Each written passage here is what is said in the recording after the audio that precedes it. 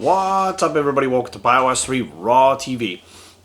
I was sitting down with an individual this week, and we started talking. So let's back up for a second. So he was having a hard time accomplishing his goals, and he sat down. He said, "I really want to gain muscle." And he was a smaller guy. He's like, "I really want to gain muscle. I've been trying so hard. I'm a hard gainer. I'm this and that."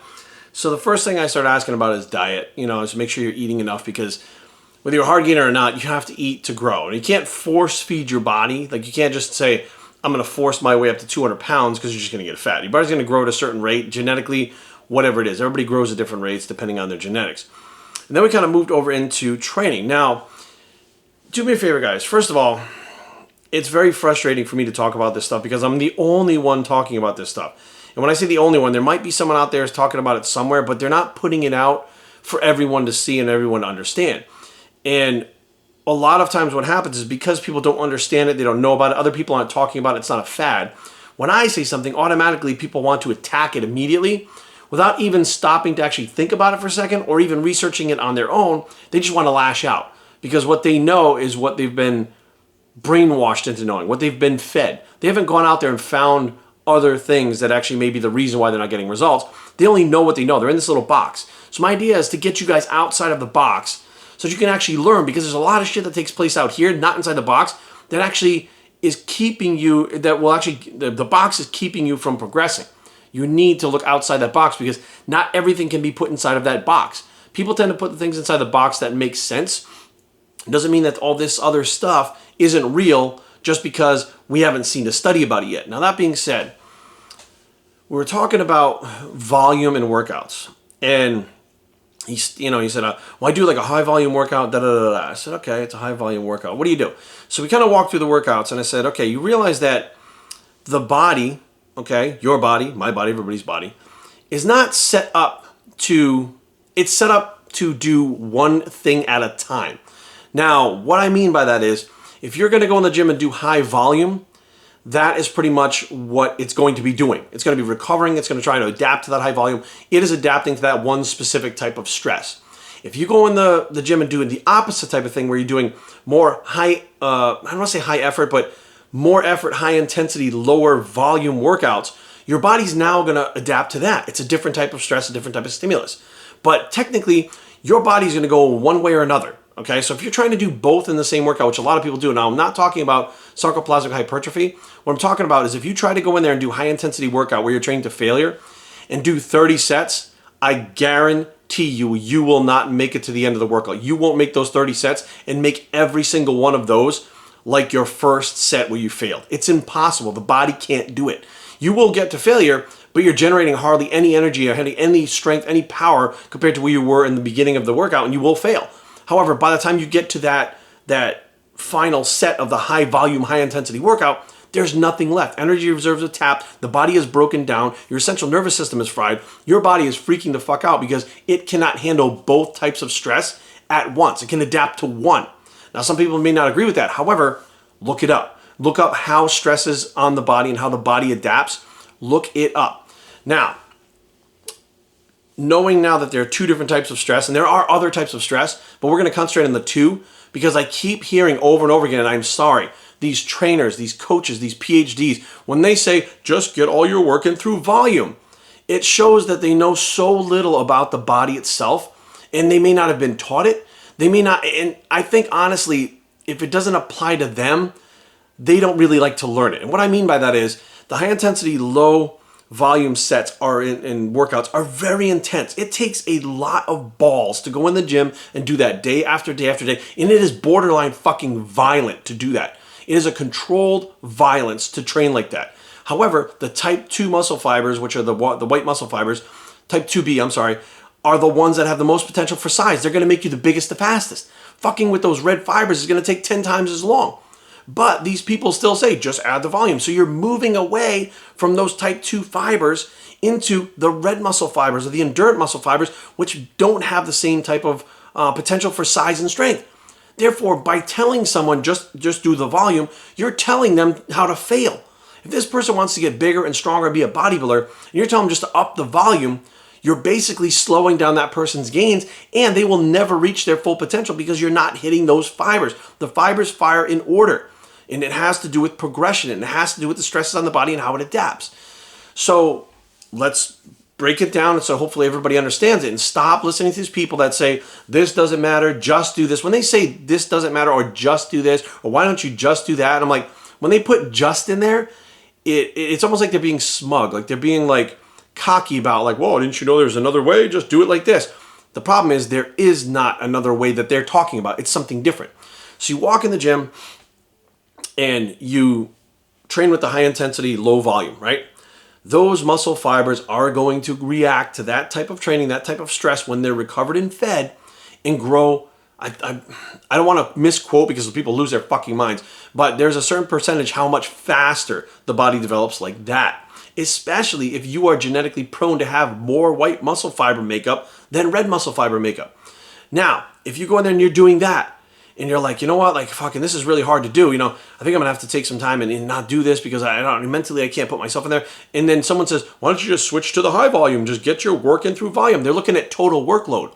They're not understanding that the amount of effort is different than workload. Anybody can do a workload. We can do 30 sets tomorrow if we go in the gym, pick up just the bar, do all our sets with just the bar, 10-pound dumbbells, do all our sets. We did the workload. Are you going to grow from it? No. Why? There's no intensity to it. Intensity is the key, not necessarily the workload. And it's been proven by science in studies, which I hate saying that because that's not the be-all, end-all, that it takes literally one set to trigger muscle growth if done properly.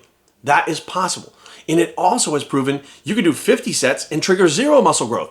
So there is another factor besides workload in how much fucking volume you're doing.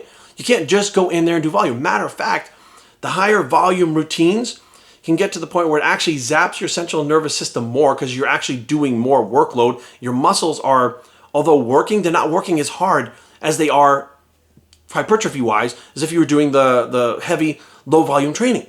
So you go in the gym and you're doing this high-volume training and your body's trying to adapt to that, and there really isn't that much for it to adapt to. So it doesn't adapt as fast. It can adapt much slower.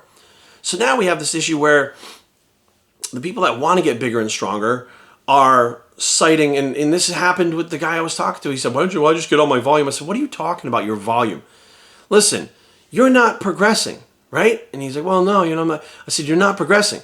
Therefore, whatever you're doing is not working. Why haven't you said this is not? He goes, well, studies, and he started citing studies. And I said, okay, 5 studies you just stated to me right now. I don't know any of them. Why was I able to grow so much faster than you as a natural teenager, not on drugs, not knowing any of that science? Whereas here you are, and you're a little bit older than a teenager, which means you should be able to, push your body a little bit further. I didn't even have control over my fucking body as a teenager. I was dropping weights and shit. Anyways, but you guys have more control. You've been training a little bit longer, but you still haven't progressed at all. And you're not sitting there, you're still going back to the studies going, well, the studies said this. The studies are keeping you from growing. And, he got very upset and he got very, like he was the one doing the studies. Like it was all, I'm like, you don't even know the fucking scientists or the people. You don't know the companies. You don't know anything about that shit. Why are you so offended? He's like, well, science really teaches us how the body works. And I'm like, right, but your body's not working, okay? It's not doing anything. It's going in the gym, fucking around and floundering. So therefore, what are you going to do? Are you going to continue to bang your head against the wall over and over again and not get any gains? Or are you going to sit back and go, fuck, maybe this is the missing key. Maybe you should change up the volume. I'm not saying go to Dorian Yates blood and guts training. I'm not saying go into Mike Mentzer training, but you need to figure out what volume is right for you with the proper effort and intensity so that you're able to fucking grow. And it would not go through his fucking head. He was so stuck on what science said. And I'm like, let's take every scientist out of the world. Let's forget. It's just me and you right now, right here. You're not growing. You're not getting results. You are wasting your time, which you will never get back again, in the gym fucking around talking about science. Whereas if you changed your volume and intensity and actually trained for those type 2 muscle fibers, you would look better now than you do and probably be a lot happier that you're progressing.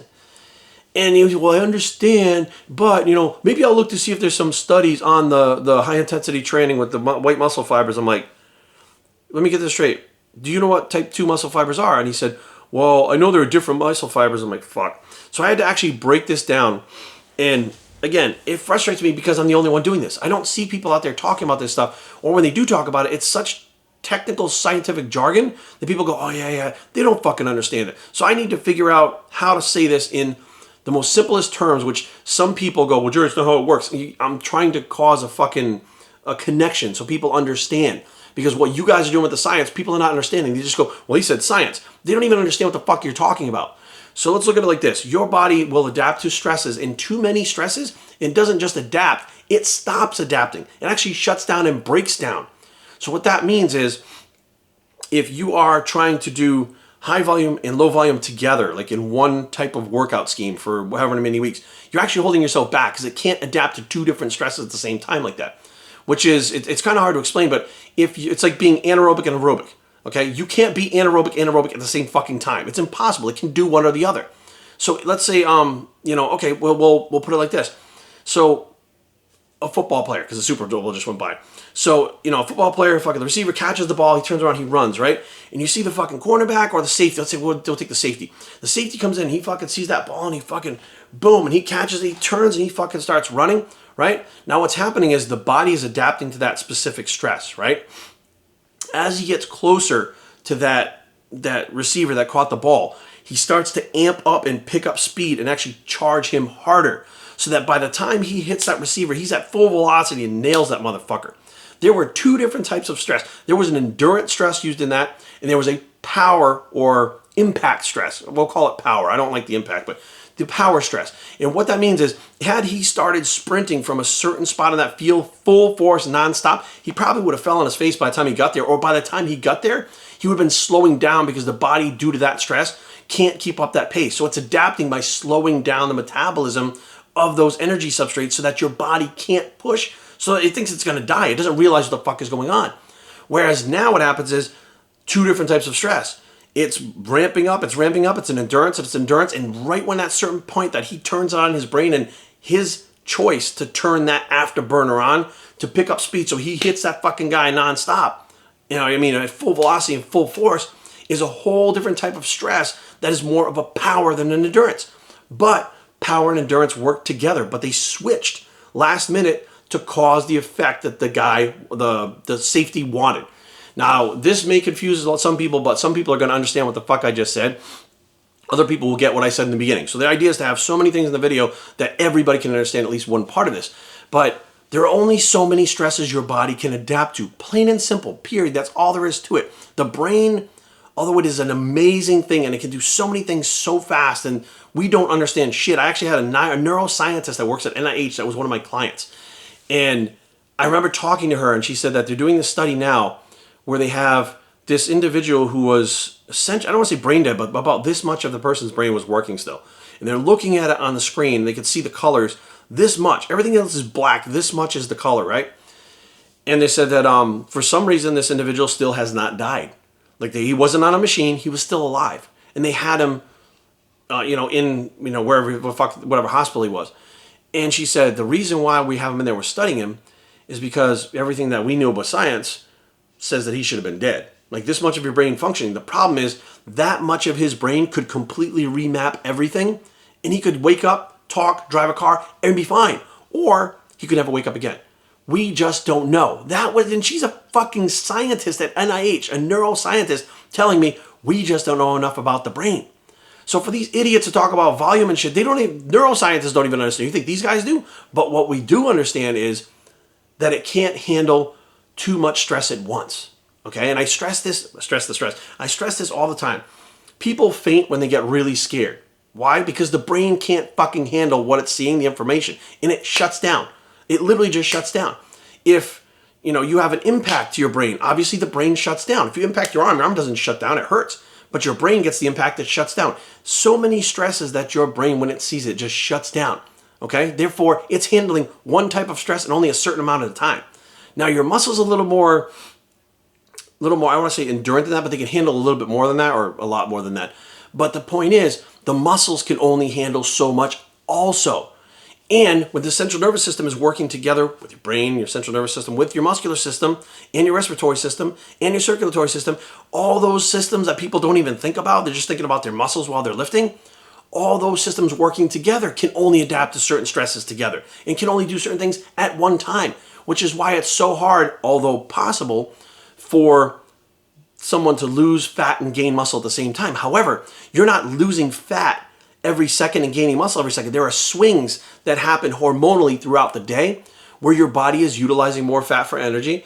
Other times it's utilizing almost none, but it is in an anabolic state where it's building muscle. So it is possible to flip your body back and forth throughout the day to where your body is losing fat and gaining muscle at the same time. Technically in 24 hours, but not at the same time, like the same second. Those swings happen at different times throughout the day, which allows your body to gain muscle and lose fat at the same time. However, it's one stress at a time. It's either fat loss or it's muscle gain. But you don't realize it because you're looking at a 24-hour period. You're not looking at every fucking second. But I'm able to replicate muscle gains and fat loss with my clients over and over and over again for 10 years straight, not on drugs. These are natural athletes, not newbies. Why? Because I understand there's one type of stress you can feed the body each direction. And you can harness those things if you understand them. The problem is everybody wants to dumb it down. They dumb it down to like nothing matters. Or just do the volume. Just fucking eat gummy bears. It's all carbohydrates. You get broken up. Like you go to the same people and go, listen, the gummy bears give you like a certain insulin secretion. And that insulin secretion for somebody that naturally has higher body fat and has a hard time getting lean, those sugars are going to cause a reaction to their body. It's going to be different than the other person who's naturally lean, has a naturally high metabolism.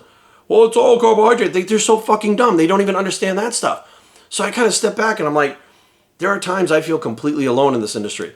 And then there are times that I just look and I go, I don't know what the fuck I'm doing here because nobody gives a shit. Nobody gives a fuck about the stuff I'm saying. They don't give a fuck. They want to hear how easy everything is, how nothing fucking matters, and then get a pat on the back for fucking putting on 5 pounds of their bench in 6 months. That's the way, that's the fitness industry we live in right now. But then I have people like the gorilla chemist Brian, Casey Mitchell, another one who I talk to all the time about this stuff. People around me that actually do understand, that actually want to know and are out there with an open mind looking for more answers than what they normally have, to look for not just new things, but things that have been happening all along, but we never really stopped to think about why. Or never stopped to think about the human body. And I always like to go back to the textbooks from school. Biology, biochemistry. I like to look at kinesiology. Everything that I can that was in those books. Because all that shit gets forgotten in the fitness industry. People just look at a study. The study took place after that stuff was learned. So they try to figure out what could happen when we apply this to this stuff that we already know. But that stuff that we already know is the fact that your body's dealing with one stress at a time. Your body has only so many reserves to recover from stress. Your body has different muscle fiber types. Your body has all these different types of things. Your central nervous system doesn't recover as fast as your muscular system. That's in the books. None of you are looking in those books. You're looking at the assholes who are reciting a study, and those assholes don't even know what's in those books. Those books are the key to all of your results that are going to happen. So please, guys, you don't have to take my word for it. I hope that you listen to the shit I say. It blows your fucking mind like it blows my mind.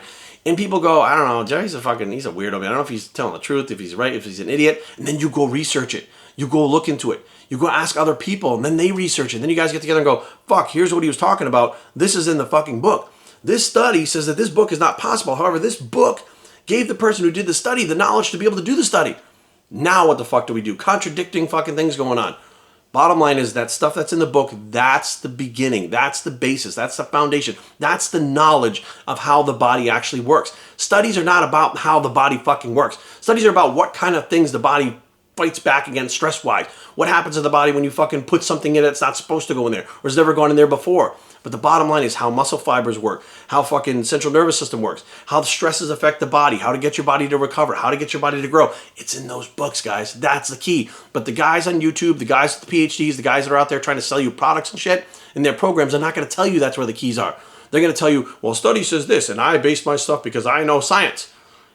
Go to the books, guys. All the information is there. BioStreetTraining@gmail.com. Leave comments down below, but don't fight. BioStreetTraining.com is a blog. It's all the information is there. Bicep, and we are out.